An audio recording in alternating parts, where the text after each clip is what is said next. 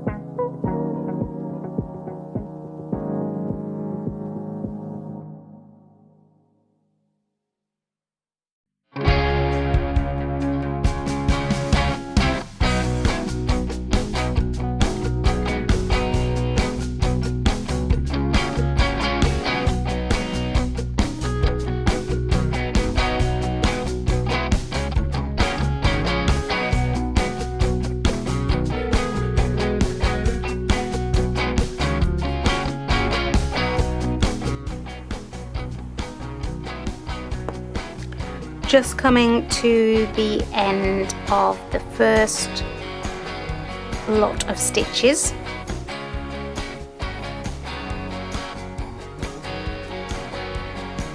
And I'm not going to be stitching right into the very corners, so I've just filled those in. I need to do a couple here as well. And then we will start weaving and we'll see how that goes.